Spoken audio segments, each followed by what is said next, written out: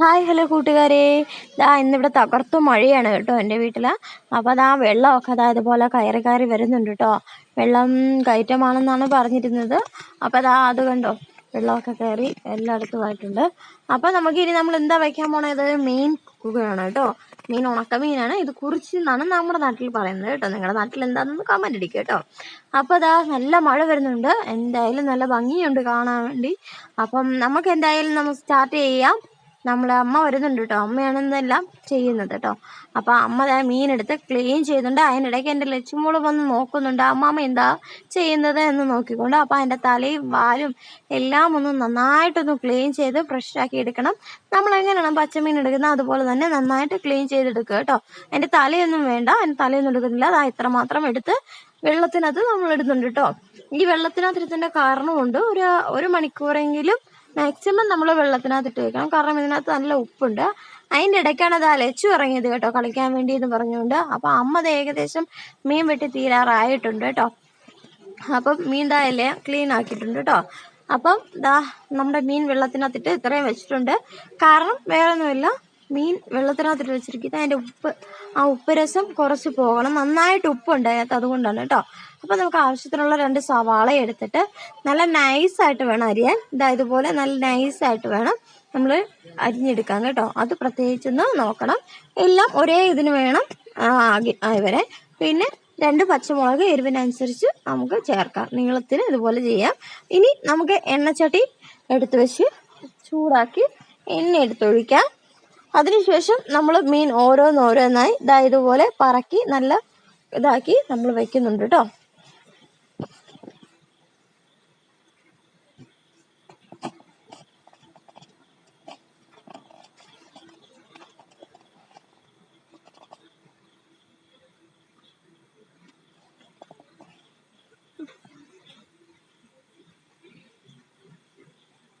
അപ്പം മീനെല്ലാം പറക്കിയിട്ട് റെഡി ആയിട്ടുണ്ട് കേട്ടോ. അപ്പം ഇനി നമുക്കത് ഒരു വശം ഒന്ന് മൊരിഞ്ഞ് നന്നായിട്ട് ഒരു വശം നന്നായിട്ട് വന്നിട്ടുണ്ട്. അതിനെ നമുക്ക് ആ ചട്ടി ഇതുപോലെ തിരിച്ച് വെച്ച് കൊടുക്കണം. അതിന് ശേഷം നമ്മളതിനെ മുറിച്ചെടുത്തതിന് ശേഷം ഇതുപോലെ നമ്മളതിനെ മറിച്ചിടുകയാണ് കേട്ടോ. അപ്പുറേ വശം കൂടെ വെന്ത് കിട്ടണമല്ലോ, നമുക്ക് മൊരിഞ്ഞ് കിട്ടണമല്ലോ.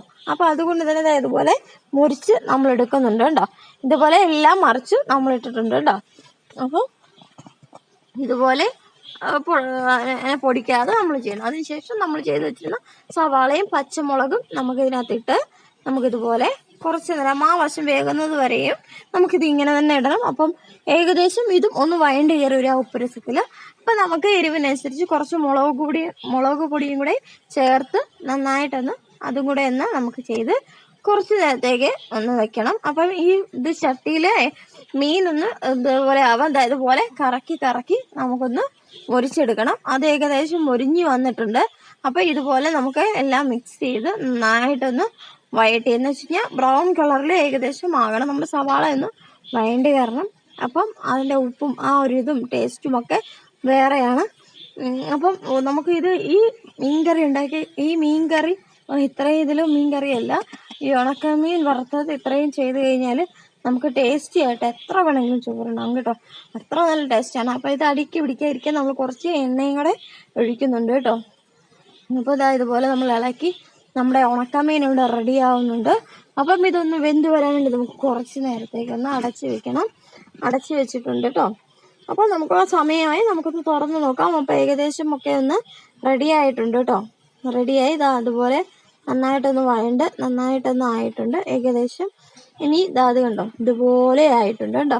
വഴണ്ട് നല്ല രീതിക്ക് ആയിട്ടുണ്ട്. അപ്പം നമ്മുടെ മീൻ ഇവിടെ ഉണക്കമീൻ റെഡി ആയിട്ടുണ്ട്. അപ്പം ഈ വീഡിയോ ഇഷ്ടപ്പെട്ടാൽ എല്ലാവരും ലൈക്കും ചെയ്യണം, കമൻറ്റും ചെയ്യണം, സബ്സ്ക്രൈബർ ചെയ്യണം, മറക്കരുത് കേട്ടോ. അപ്പം ഇതിൻ്റെ കൂടെ കപ്പയും കൂടെ ഒക്കെ ഉണ്ടെങ്കിൽ അടിച്ചു പൊളിച്ച് നമുക്ക് തിന്നാം. നല്ല അടിപൊളി മഴയുമാണ് കേട്ടോ പുറത്ത്. അപ്പം എല്ലാവരും ഇതൊന്ന് ട്രൈ ചെയ്ത് നോക്കുക. എല്ലാവർക്കും ഇഷ്ടപ്പെട്ടെന്ന് വിചാരിക്കുന്നു. Okay, thank you, by.